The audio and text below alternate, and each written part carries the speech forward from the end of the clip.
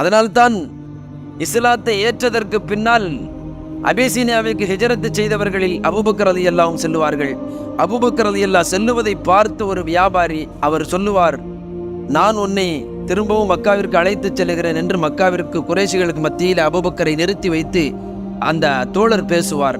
இவர் சிறு வயதிலே இருந்த அபூபக்கரை நாம் பார்க்கிறோம். எந்த தவறும் செய்ததில்லை, கெட்ட எண்ணத்தில் சென்றதில்லை, மோசடி செய்ததில்லை, மது அருந்தியதில்லை, யாருக்கும் கேடான முறையில் வாழ்ந்ததாக நாம் பார்க்கவில்லை.